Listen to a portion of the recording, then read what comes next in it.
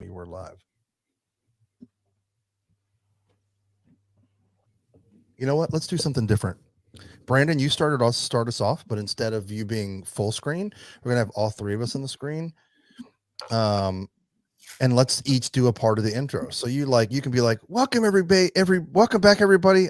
Give us your spiel because I don't even know what you say. What's up, everybody? Welcome back to the latest episode of another Disney podcast. And then Rob can say something. What would it be? That's right, everybody, we're back, or whatever like that. And Rob, like we've got Rob, like, we are back. We are on time. This is a part 2. Let's do this. Yeah, and then I can be like, we have the same usual suspects. It's me, Rob, and Brandon. Let's dive in. All right, we like it. I like it. Whenever you're Freddy. What is up, everybody? Welcome back to the latest episode of another Disney podcast. Yeah, we are on time. It is 2024. This is part 2. Let's do this, guys. Yes, and we have the same cast of usual suspects. It's me, Rob the Fuzz, and Brandon. Thank you. Like, you made yours sound that was super, really so lame. You made yours sound super exciting. No. Rob the Fuzz got like the fanfare and the fireworks, and then you were like, "Oh, we got Brandon." And then Eeyore. Awesome. This is clearly why. Look, if it's a secret to everybody who listens to this podcast, is that I'm really heartbroken that I can't do the open, but it just clearly appeared as to why I don't do the open. I just want Brandon to do it. He does it so damn good. So Dave would be like, "Hey guys, welcome to Disney podcast." Right. Oh yeah, and Brandon. But Rob the Fuzz is here, and Brandon. Okay, we just saw each other a few days ago. We're getting a little bit ahead because somebody is super lucky enough to go to the Disney of the world. The Disney of the world. I'm jealous. So we're going to be gone during our typical recording time, as if we have a typical recording time, because it's always all over the place. There's no such thing as a typical recording time with these. Oh man. I'm jealous, Dave, because traditionally that's my birthday week, and I've been to Disney World, I don't know, probably 10 times during that exact period you're going. Well, very jealous. We feel like Brandon, is this a good time to tell him about the surprise? Yeah, I think you should tell him. Rob, you need to connect with your family because Brandon has offered to fly and put you up the week that I'm there. So nice, right. Thank you, Brandon. The house will be completely empty, so you appreciate. Feel free to come. That's right.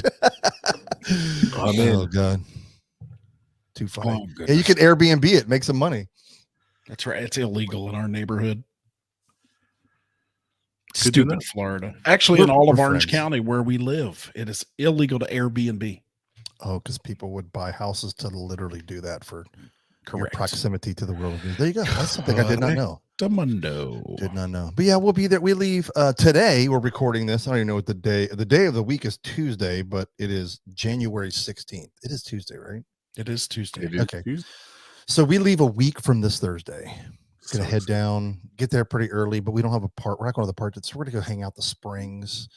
Got my son a gift card to Lego. They just opened a Lego store here, but I was like, he opened it at Christmas. I was like, we can take that to the much bigger store at Disney. Like they open it in Town Center and it's like barely bigger than a Starbucks. And I'm like, why is this here? But it is cool in our city. It is called the Lego store. It's not called the Legos store. That's right. That's right. They just got one. Dad jokes for the win. Right. Hey, I think I saw something like newsworthy that was worth talking about. Oh, Matthew. Everybody remember Matthew? Remember the Matthews? Yeah. He sent me something really cool. So has Farts officially started?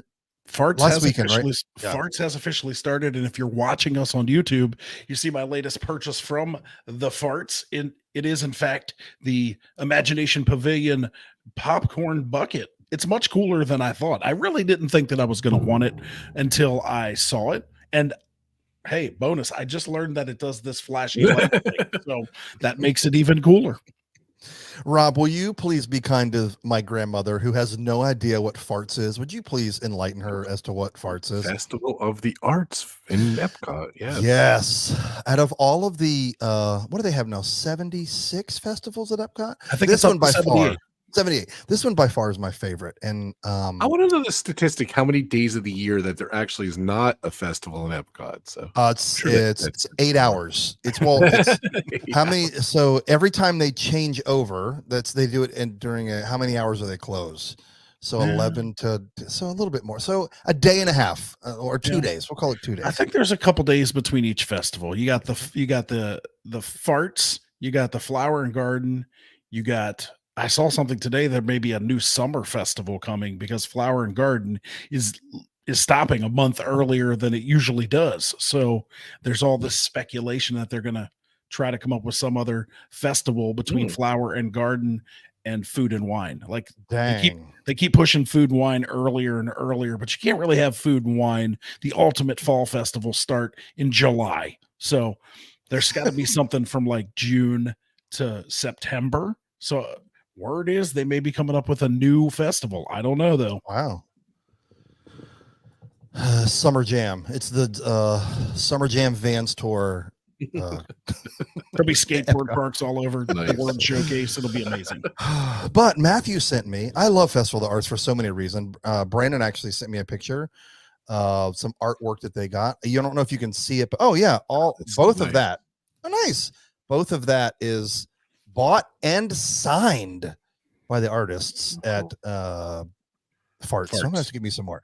So, but why I got excited is Matthew sent me a link. If you haven't been there, they do these cool things where they put these artsy fartsy kind of related things all across the park for photo ops. Some of them will have a cast member, some of them will not. Yeah. And like you could get into like a world famous painting and they're kind of fun, and they're huge.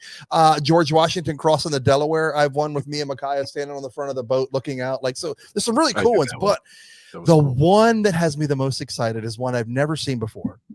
They have a still life-size print that you can jump into of Mary Poppins. It's when they're out. It's when he dances with the penguins.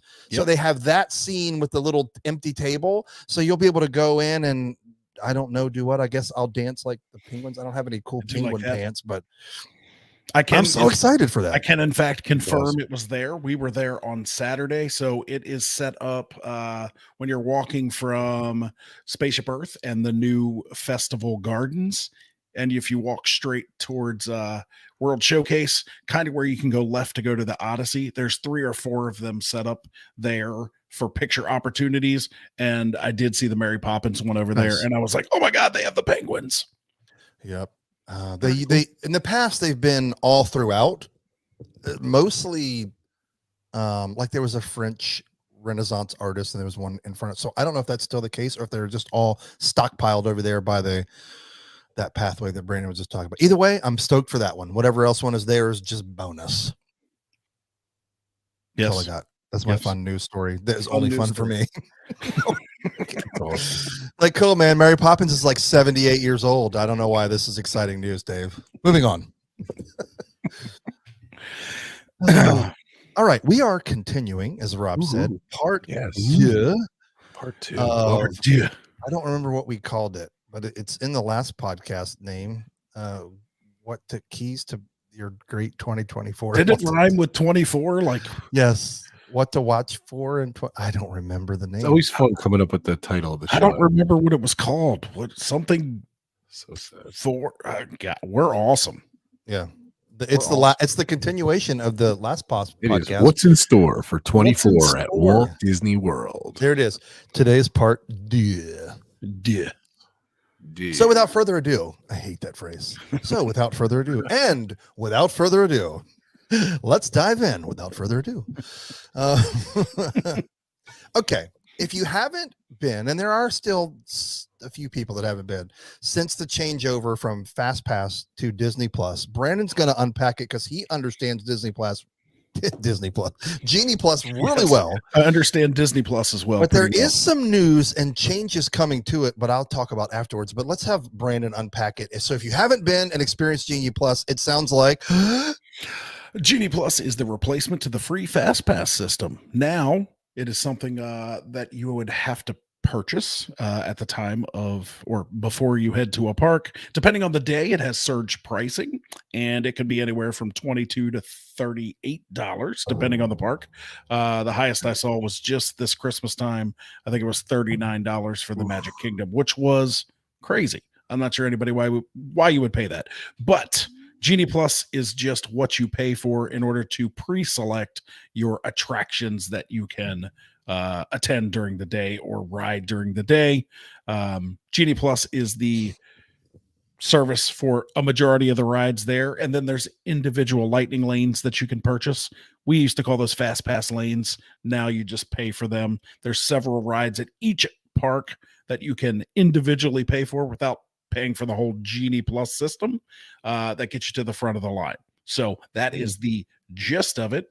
Hopefully you've been there since Genie Plus started. It's a great addition. I just don't like paying $40 for it. Yeah, that's pretty steep. Thankfully, that's hopefully holiday pricing, but I don't know. It's a new year. We'll see. When I was there in November, early November, Mackay and I came the first week, we bought it every day that we went to a park, and we got it for multiple parks, and it was $25 per person per day. It was a little bit cheaper, except for Magic Kingdom. If you like, it might have been like $22 for Epcot, but we had she had a park hopper. So it just made sense for us to purchase it so we could, no matter where we went, we had that fast pass service at whatever park we went to. How does that work out if you have a park hopper and you buy it for Epcot and you go to Magic Kingdom where it's more money?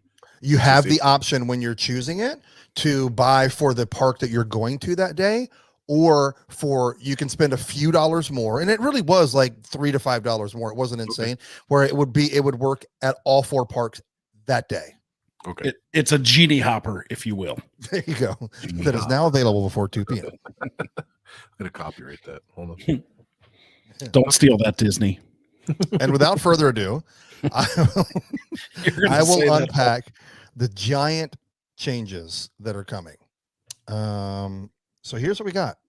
So it has existed. It's not great. It's great that you have it because, like Brandon said, you need it. And let's be clear. When Brandon says you get to skip to the front of the line, that means you wait 30 to 45 minutes instead of 60 to 90 minutes. That's basically what that means. Correct. But it is definitely a time saver. You know, like if you can knock off 45 minutes off of your ride to just, and yeah, it's true. Like we would use it for stuff that didn't have a wait, just because like the stuff that we wanted was too further along in the day. Once we expired through our, like you could just keep picking them like you could.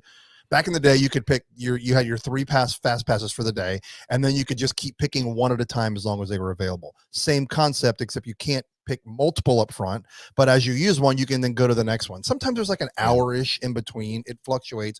But what's great, as you get later into the day, some of the stuff is like, you know, it could be like 4 o'clock, and the next available like thing for Rise of the Resistance might not be till like, not Rise, that's not one of them, but Millennium Falcon may be, Smuggler's Run may be like 9:40, right? Well, you don't want to wait, so you just pick something else. Maybe something else, even though it's a walk-on, you just use it. Or if it has a 10 or 15 minute wait, you just use it, because then it truly is a walk-on. Did that make sense, Brandon? It did.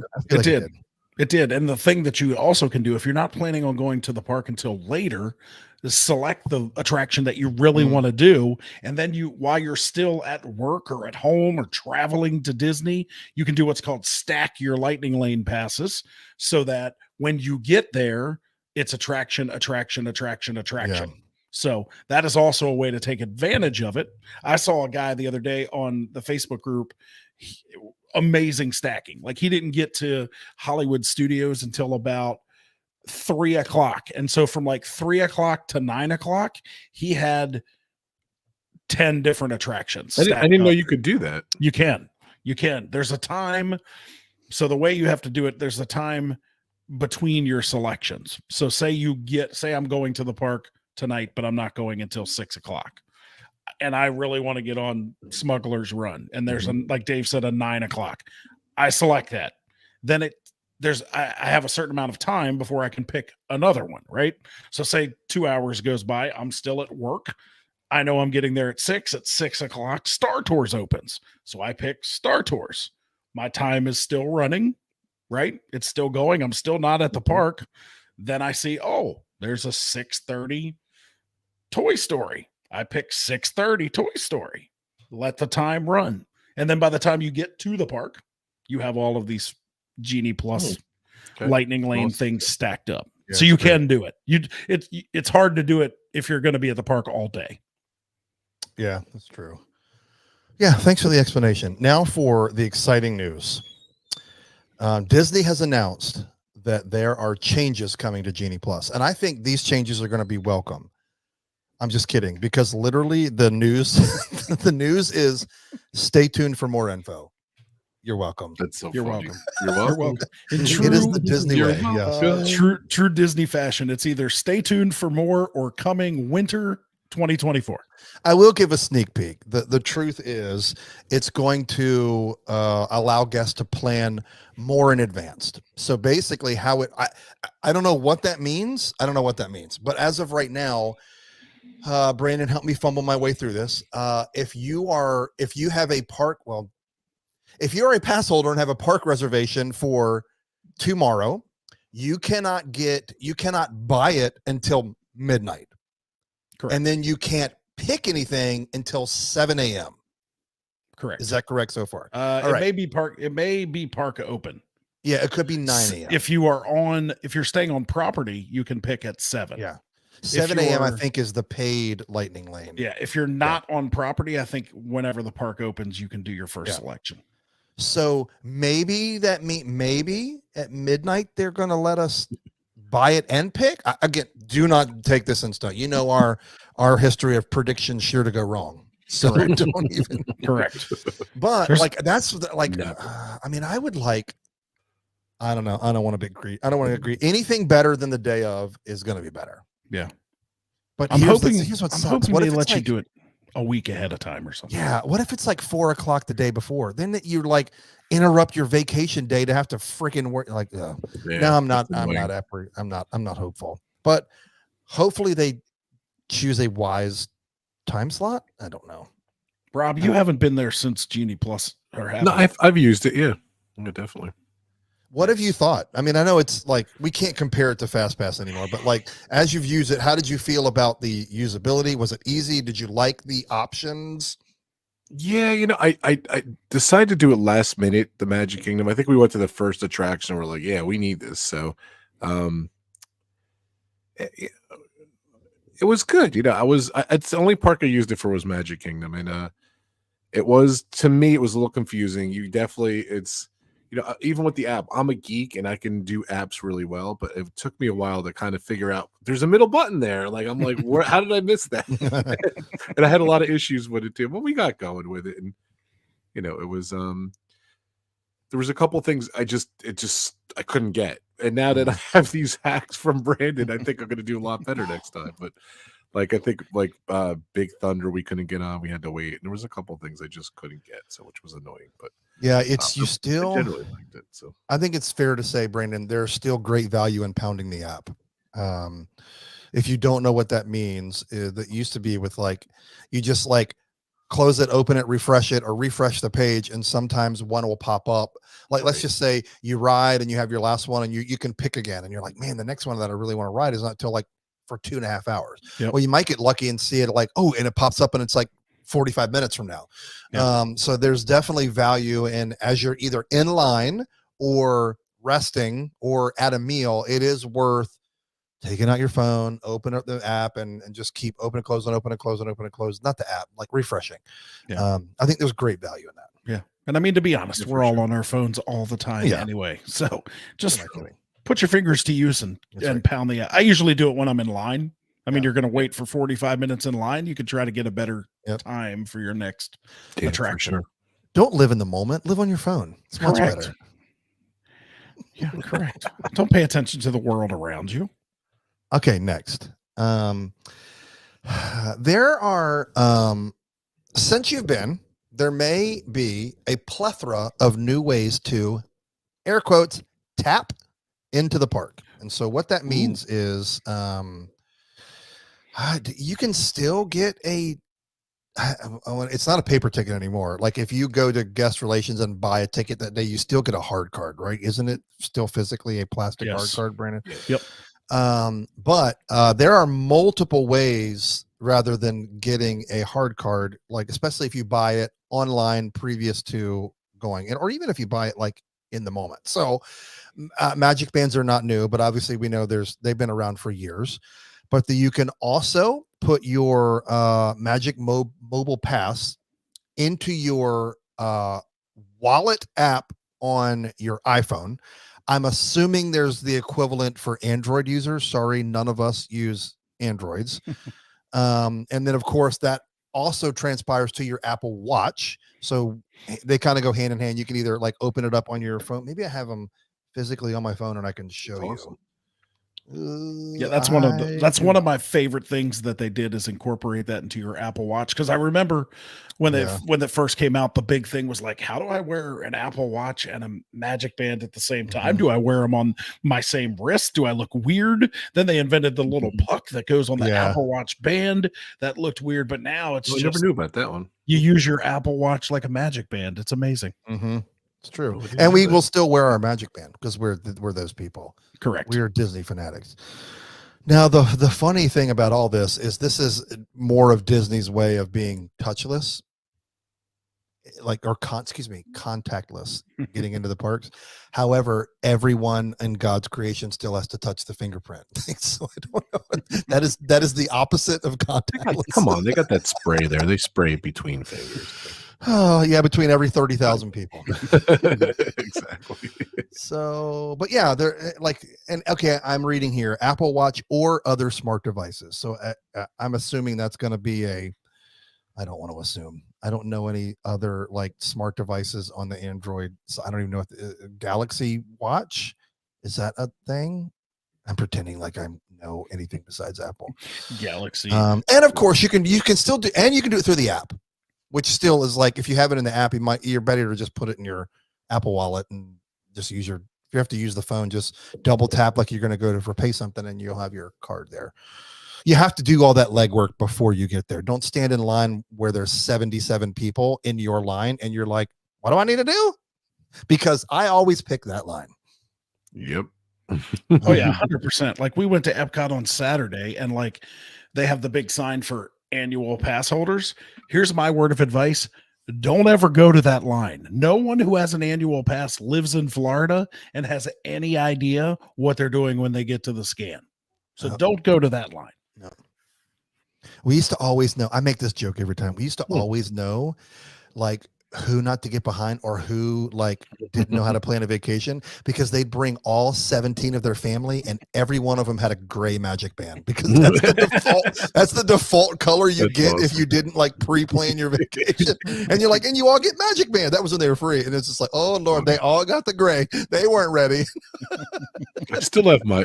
There was big. It was always like the Incredibles on the box. Like what's her name?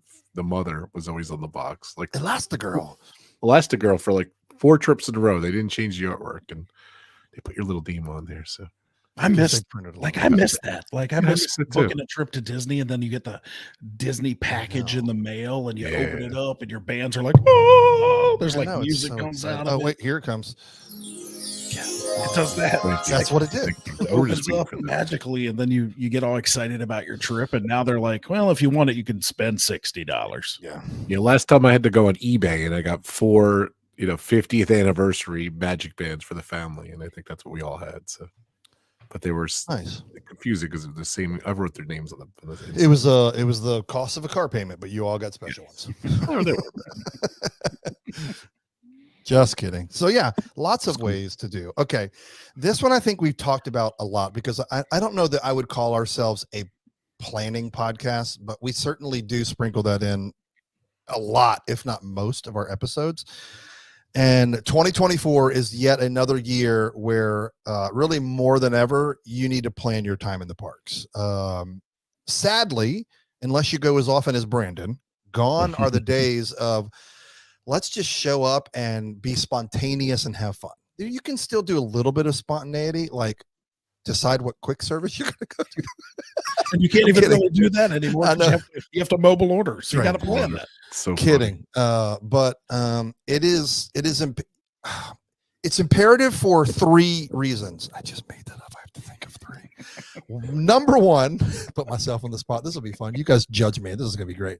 Number one, you need to, the planning will help you maximize your day or get the most out of your day.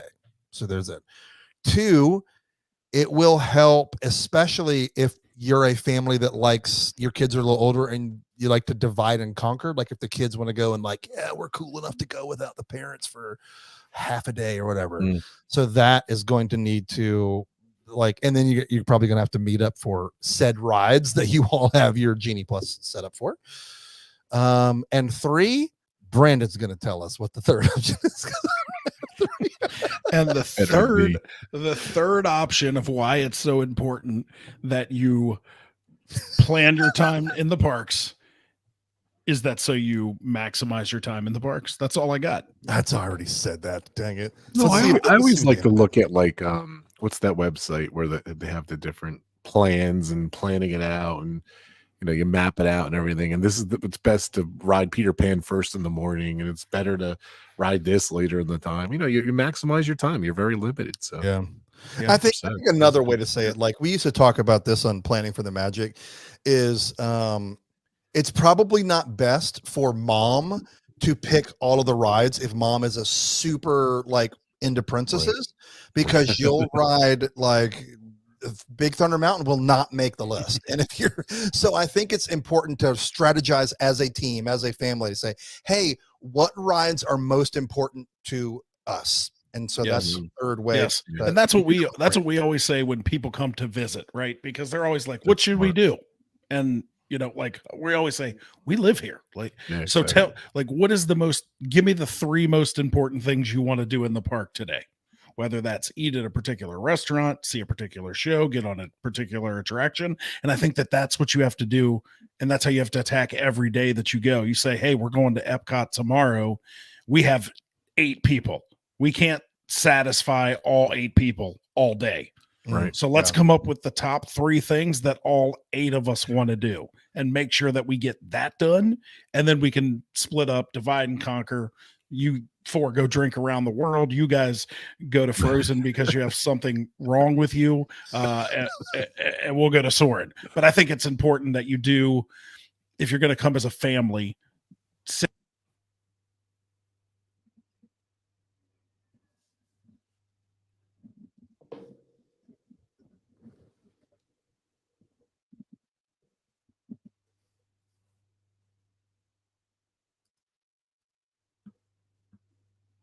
That's great.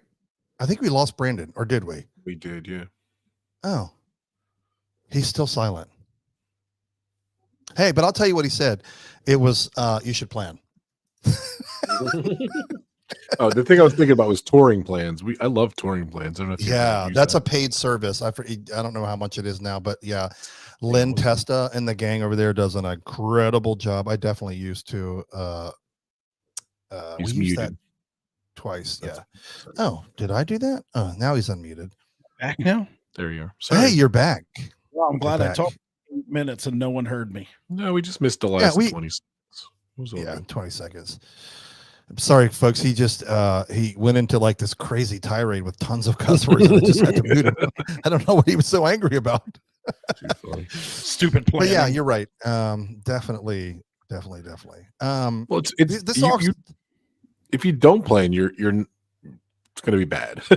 Yeah, people like somebody in your party, if not multiple people, will be really frustrated, right? Because it's just like especially if dad is like, I want to ride Seven Dwarfs. It's my favorite movie. It's my favorite ride. And like, if everybody has to go, like you may spend 2.5 hours in that line. You could have with the right planning, and you get there at the right time of day, you could ride like 4 to 7 attractions in the time that, like, I know that seems like in today. Oh yeah. You get there at rope drop definitely. and yeah.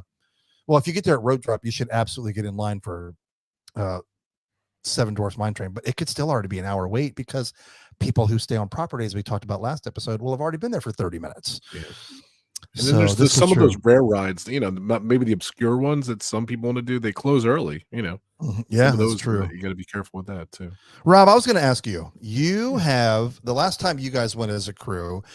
You have the oldest kids of our crew, and so what is that like, especially with teenagers when it comes to planning? My kids are great. They're big Disney fans. The younger one, he was 12 at the time. My wife really, how do I put this? He went on every roller coaster. And by the time we went to Universal first, he went on a Velocicoaster. He went on a lot of the Hulk, a lot of rough coasters. And by the time we got to the Magic Kingdom, he just kind of shied off a little bit, like even like Space Mountain. He didn't really want to do anything anymore with some of the roller coasters. So, and the other one, he's a little bit tamer. He doesn't like fast rides, roller coasters. And I'm getting a little older, unfortunately. Kind of had to, hang my coat up too. So we sat it out, which is fine. So that's another thing too. Like if there's some more intense rides that other people can't do, you kind of just, plan it out where what we did while they were on the roller coasters, whatever. But worked out good. My nephew went last time too. And yeah, it was good. So we worked it out. So it's all good. Multi-generational families, when you go, it's great because the one that's in the wheelchair, wow, the one that's in the stroller, same concept. The one that's in the stroller, like grandpa can watch him if he doesn't like to ride rides. But yeah, that's a good point. I didn't think about like another reason why you need to strategize as a team, as a family, as a group is like mama might not want to ride Space Mountain, right? And so like, let's not make that a priority of the day and like just exclude mama right off the top. That's not a win. But yeah, good insight. Yeah. Like I'm right there with you, Rob. My daughter rode Everest, which I love, 5 times in a row. And all I could do was bookend. I did the 1st and the 5th. And after that, I was ready to go lie down. Yeah, for sure. So I am not the spring chicken. So I feel you there. Okay, I just thought of another real quick one, Dave. You got to remember too, when you go to Disney, you're walking a marathon by the time, and you really got to plan. And I think I made this mistake all the time. We always save Magic Kingdom for last. I'm not sure why. And by day 5 or 6, we're like exhausted. So, you got to really pace yourself. Make sure you're going to do a lot of walking. I think I averaged 30 to 40 miles of walking a day when we were there. So it was just crazy. Yeah, definitely. And Epcot is the killer, as everyone knows too. So yeah, keep that in mind. You take a rest in the afternoon, and if you're local, go to the hotel or whatever, or get a plan it out. So. And that's one of the downfalls we talked about between Fast Pass and Genie Plus, right? Fast Pass, you could plan and you could say, let's start in Tomorrowland and then go to, Dumbo Circus and then hit Fantasyland. Now you could be like, hey, I got my Genie Plus at Pirates. Now we got Dumbo. Now we got Big Thunder. Now we got Space Mountain. So I think Genie Plus has caused significantly higher amounts of walking than when we had Fast Pass. And my family hates that when we crisscross the park because I know it's the worst. I know we did that in the freezing cold rain with Dave when we were there last year in April. Like it was miserable and it was cold and it was pouring rain. And we're like, great. Now we have to go to Jungle Cruise. Great. Now we have our Tron. Great. Now we got Big Thunder. Like it was awful. Yeah, we were all over the place for sure. Okay. In that same vein, we've touched on this, but let's unpack it a little further so there's clarity. It's very important that you understand how to make, we'll call them reservations for your more in-demand rides. And what that really means is there are now several attractions throughout Walt Disney World property that you cannot just walk up to it and get in queue or get in line. That is not a thing for multiple rides. So you need to understand how the virtual queue works. Thankfully, the virtual queue is at no cost to you other than lack of sleep. So virtual queue is another one that you can wake up that morning at 6:50 something and then start set up all of your party in advance of who all is going. Like if you're booking for a group of 6, tag them all in the My Disney Experience app and then wait for it to refresh. And you say, go, go, go, go, go. Because you don't want it to refresh and open up that virtual queue. And then you have to go and click you and your 5 other like merry friends. So but there are, let's just highlight a couple. So Guardians of the Galaxy. Let me add on to that real quick, Dave. Please. And it's a great update that Disney actually made. You no longer have to select your party. So the good news is, so say you have, as long as you're friends with them in your My Disney Experience app, and you all have a reservation to the park where you're trying to make the virtual queue, it will automatically select everybody who's your friend. So I know that Matthew's done this for me a couple times. Like I've known he was here and I signed into the app and I'm like, oh, I have a Guardians. I'm in group 97. That's awesome. I didn't even know. Funny. And then I would just, jump in and go over to Epcot and ride it. So a great update by Disney.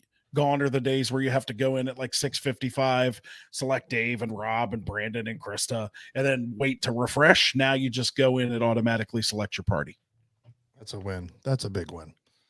Thanks for that updated info. Or you could have your cast member friend do it for you.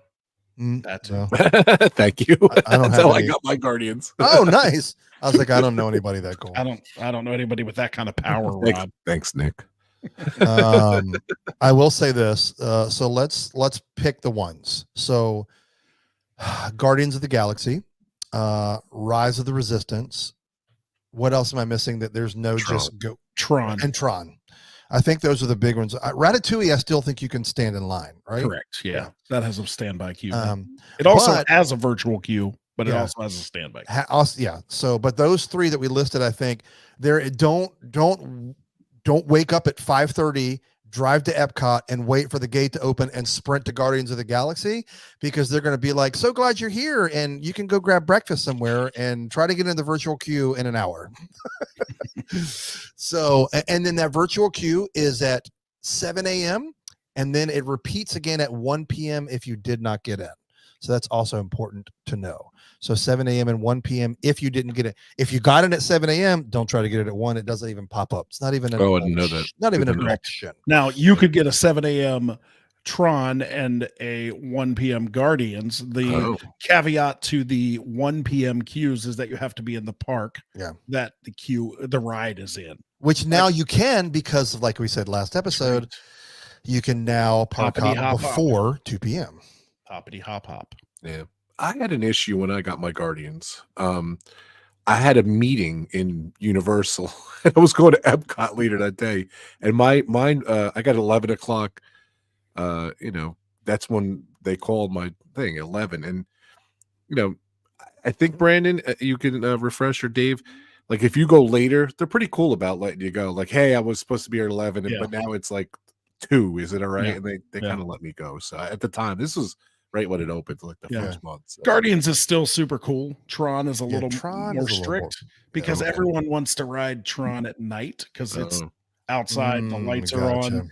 So they're a little more strict. You have to get there within your hour time frame for Tron. But maybe usually if it's during the day and you're nice to the cast member and you're a little late, they'll probably let you on. But if you get called at 10 a.m. and you try to come at 7 p.m., you're not going to get on Tron. It's not going to happen. But Guardians, they're like, go on in. Yeah, Rob, I mean, you should have totally pulled the card of like, hey, man, I had an 11 a.m., but I had a thing at Universal that they're paying me to be there. And then I wanted They didn't like that. Yeah. Too funny. So there you go. That's kind of how. And it is also worth noting, as we've talked about. Hold on. I have to make sure this is not one of our things. No. All those ones that we mentioned, correct me if I'm wrong, Brandon, are also paid lightning lanes. So if you do not get the virtual queue, you can pay roughly the same price as the the Genie Plus lightning lane. But remember, it's for that single attraction to ride one time, where the lightning lane purchase through Disney Plus is that, am I saying that right? Is it lightning lane? Genie Plus. The paid? No, Genie Plus allows you to get lightning lanes. Okay. And then there's individual lightning lanes, which are the purchased ones. Yeah. So for example, you could potentially pay $25 for your lightning lane for the day for Magic Kingdom and Animal Kingdom, and have both if you're park hopping. But you could also pay $25 just to ride Tron. And as a reminder, this is per person. So I just want to let you know, if you didn't get, like, if you're going and Tron is a don't miss for you, like if you grew up like at an arcade like Finnegan's and you like, that's your favorite movie and you don't get it, it's probably going to be worth it for you to pay for it. So you'll have that option, but just remember that's per person in your party. And at $25 a person, or even $20 a person times 4, 6, 8, however many is in your crew, that can add up quickly, but it's all like, what is the value of that for you? Yeah. So, don't they sell out really quick too? Like those? Sometimes it depends. It's weird. Like it's just like the virtual queue. Like some days the 1 o'clock virtual queue is gone in 30 seconds. Some days for Guardians of the Galaxy at 6 p.m. you can still get in a virtual queue. So it's super weird. I know we went with some friends one time and we were like, let's just see if there's any individual lightning lanes left for Tron. And this was like, I don't know, it was like 2:30 in the afternoon, and there was one for like 7 o'clock. Wow. So it really depends on the day, and it depends on, I guess, who's feeling the Tron flow. Yeah, that's true. We have 2 more, unless Brandon has some he wants to sprinkle in, because Brandon had his own great list. I don't even know where that list went. I was so discouraged when you were like, I already did it, and I just erased it. Man. It's in our text somewhere, so it's buried. I'm pretty sure I deleted it. Dang. That's middle fingers in the air. You're just like, all right, I'm not talking about it at all. I know some of them were attractions, but okay. Last 2. Again, these are in no particular order. These aren't the most important ones. These aren't exciting at all, I don't think. It's important to say this. I have been bit on this more than once, not a lot, but more than once. As soon as you know you're going, book it. Book it. I think that's a little bit less important as far as your park strategy is now, because reservations, if you're not an annual pass holder, are basically gone and done. So you're not going to have to worry about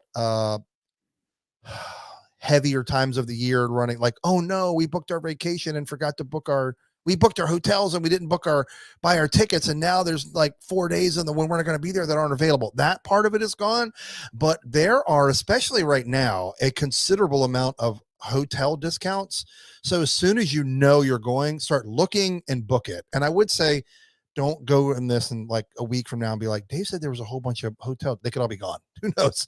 But I think it's worth saying that when you know, book it, because things happen quickly. I mean, we're staying at Pop next week, and we had the up to 35% off option for like hotels as a pass holder. And that's a great deal. It's great. What's crazy is there's a small allotment of it. Kind of like if you think of like Expedia and hotels.com and all those, like you can go get the major fancy hotels, but there may only be 50 of the 500 rooms that get sent to those. Yeah. So once those rooms are gone, they can't get anymore. So same kind of thing. They only allot a certain amount. And so to me, if you see it and you know you can go, book it. And what was crazy was we could have got I always get this wrong. What's the mid tier of Disney hotels? Moderate. We could have got a moderate for $208 a night. But we weren't renting a car this time. And to me, the moderate or the deluxe bus service sucks, because it's like multiple bus stops and like, anyway, but it was a much nicer hotel. So we were super excited. But we got Pop, and I just paid there was a deal, something, and we got a preferred room, and it was still relatively inexpensive for That's awesome. Yeah, Pop, I think so. Yeah, and just as soon as you know, book it, because so much stuff changes. Yeah, just to piggyback on that too, there's still a lot of times during the year that there is stuff going on at Walt Disney World. So like right now, the cheerleading competitions are here. So if you're like, hey, I want to go to Disney in February, and you wait till the second week of January, you're going to be pretty limited in options, because the cheerleaders are everywhere. Mostly they take up the value resorts. So if you're one of the people like Dave and I who normally just book a value resort because all you do is sleep there, it's going to be hard for you to find one during some of the times a year. So absolutely, even though reservations and getting into the park is not a huge obstacle anymore, finding a place to stay for a reasonable amount may very well be. And pay attention to places like us. I mean, I don't know that we always hit them, but like if there's a deal, we'll usually talk about it in a news segment. We'll usually bring it, especially like hotel deals. Like, I mean, I like to talk about that. And you see way more hotel deals now than anything else, because they're not discounting tickets anymore. That's not really a thing. I feel like the only time that comes out, and so you guys can correct me, is like really the only ones that gets deals now are like Florida residents. I feel like every time you pop, it's like, it's like get 5 days for the purchase of 4, right? It's those kind of things that, and it's been a while since we talked. Maybe it'd be worthwhile doing another, like what sites are worth buying ticket, what third-party sites are worth it and are trusted and valued, because there's still one right off 192 that's like $35 Disney tickets. Like it's still there. How is that? I mean, do you have to sit through do they have to sit through a 3-week timeshare? Because $35 is insane. So yeah, we could give you some reputable ones for sure. Okay, rounding off my list of the end, the number one, I'm just kidding. We basically just covered it, and that is don't pay full price for hotel rooms. Mostly because not only does Disney do a lot of deals for them, but also there's several like third-party sites. Like I made a joke about hotels.com, Expedia.com, whatever. They will have an allotment of like Disney hotels. As long as they have sold out of their allotment. Now, if it's popular times of the year, they will have. But I would say the number one place I have used them, I don't want to say countless times, but at least 15 times is Undercover Tourist. I swear by them. I bought Isaiah's tickets for his park hoppers that we're going. I've bought so many. And they'll do a deal like if you get tickets and so even if you get a hotel, like if you buy anything for them and get a rental car, the rental car is drastically reduced. So I highly recommend Undercover Tourist, and it is absolutely a trusted resource. Now, got to be honest, back in the day, it was a tremendous deal off tickets. Now it's like you buy a multi-day ticket. Let's say you buy a 4-day park hopper, you save like $40 off gate price. It's not insane. It used to be like, holy crap, we saved $150 because you would buy 4 and you get a day free, and they were already like $50 less each. But like that's all gone now. You save, I don't want to say pennies on the dollar, but dollar on the hundreds. That's not really a phrase. Yeah, I've tried because I did the same thing with another. It is now. Yeah. It is now dollar on the hundreds. You can save dollars on the hundreds, but yeah, we saved, I think, 40 something bucks on Isaiah's park hopper. This is our last year of buying kids price tickets, which again, it's not kids price tickets and adult. It's like $6 cheaper. It's stupid. $8 difference. Yeah. It's a joke. All right. That is our crazy list of, if you're going in 2024, these are some key things you should know. Or as Rob said, the title of this week is What's in Store for 24 in Walt Disney World. I just happen to remember it. Yes, that's it. What's in store for 24 on the Disney tour in days of yore. All right, let's see. Where's Brandon's list? He said let's see. Put it in the notes. No, the good news is, like, I guess great minds think alike, or great minds read the internet pretty similar, right? So most of my list was your list, so I don't feel quite as bad that you shut me down and threw my list to the curb. But mine was more excitement about, if you're really looking to go to Disney, if you've been to Disney recently and you're looking for new stuff, my advice would be wait till closer till the end of the year. This year to go to Disney. Sure. There's several cool things happening attraction wise that you may get to see that haven't been around. We talked about this last time. I think they're closing the Country Bears to refurbish that. There's a brand new Little Mermaid show coming to Hollywood Studios, which kind of excites me. I mean, anybody who knows me and has listened to this podcast for a while knows that the Little Mermaid is my favorite Disney movie. She's my favorite princess. So I'm super excited that she's getting a refurb. That sounds weird. She's getting an update. She's getting a new show. Like, I'm excited. Been sitting there empty for a long time. I'm excited about that. That theater is in prime real estate. And let's be honest, like towards the end of its run, the Voyage of the Little Mermaid was like, it was such a short show, though. That was negative. It was like everybody who couldn't fit into entertainment somewhere else at Disney was like, just put them in the Voyage of the Little Mermaid. Like, the last time I saw it, like Ariel, and this broke my heart, like Ariel was awful. and it ruined. Like I was like, no. I'm never coming back to the show again. So I'm glad she's getting a refund. Yeah. And then obviously the biggin fourth quarter 2024 in Disney lingo, Tiana's Bayou Adventure is coming. It's coming along.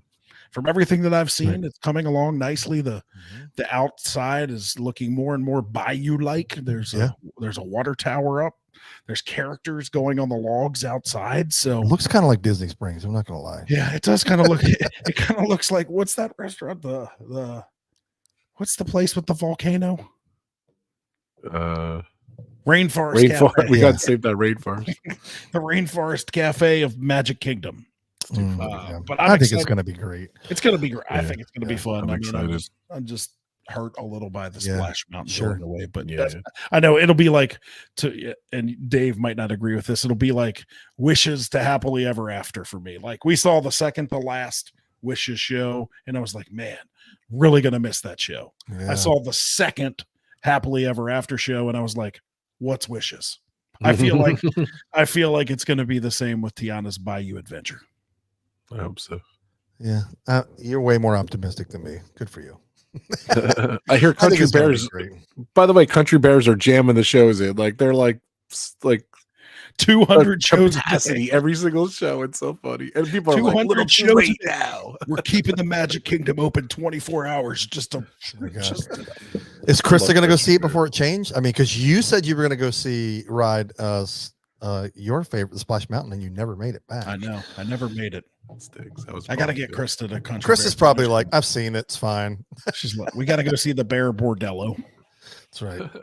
I will say though, as Brandon mentioned, why I didn't put any attractions in my list is because in typical Disney fashion, we don't know when they're going to open. And so like, if you're planning a summer vacation, I didn't want to be like, oh, get excited for all these new attractions coming, because I promise you all of the new maybe the Country Bears will be open by then, because it's literally closing in January. So maybe by this summer it will be back. But again, I have no idea what they're fourth quarter doing. That's also No, I would say fourth quarter. If you're planning on seeing anything new and you have to go this year, make it the last 3 months of 2024. Well, it's funny that you say fourth quarter, because I immediately think of Hatbox Ghost. So if fourth quarter, that means Tiana's Bayou is going to open December 31st at 11:58. That's right, because it came the last day of November, right? Yeah, that's when Hatbox Ghost appeared, and they said end of November. They were not kidding. All right, is that our show? Is there anything else on your listy of lists that you wanted to? That's all I got. Is that all you got, Rob? Do you have anything? Do you have anything exciting for the folk? I think that's it. That was great. This is great. I'm excited for Dave. You know, it's just rinse and repeat. I mean, I was just there in November. It's hard for me to be like, yeah, it's gonna be awesome. It's gonna be so new. I'm just you're so jaded. No, it's another memory with a different kid. That's what he's been an annual pass holder for all of 2 months, and he's already like, yeah, I'm out. Well, I mean, I think it's weird. Like we go as a family every, I don't know. We went last spring break, and before that we went 2017. I mean, so like we don't go as a thing a lot. So I love that this is like an opportunity for do like daddy daughter, daddy son trips, and so that's what I like about it. It's making great memories. Like I went a lot with Micaiah, because Isaiah as a little was not a theme park kid. I like him now, but we took him in 2017, and Kim was like, I'm never coming back here again. She was absolutely miserable. So now he's 9. He's not 3. So I'm excited. It's always fun. He hasn't been there since he's 3. No, that was the last time. No, that was the first time we took him as all 4 of us, because we took Micaiah at 3.5, and she that is her happy place. Disney she will not outgrow that place. She is super jealous. I'm like, sweetheart, we just went 2 months ago, just brought you.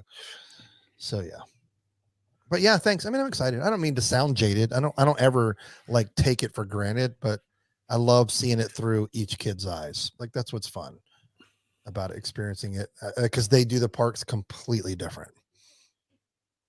So yeah, we'll enjoy. One day we may all be here together. One day. Oh, you bet. I'm excited. One day more. Live ADP podcast from the castle stage. Dun, dun, dun, dun. All right, team. All right, this is good. This wraps up our January, our first month of our third year in the can. We did it. Wow, we did it. All right. Until our next show, everyone. Bicycle. Peace. Haha, see you real soon. Dude, that was good. I like that one. I like that one. And that might be my go-to now.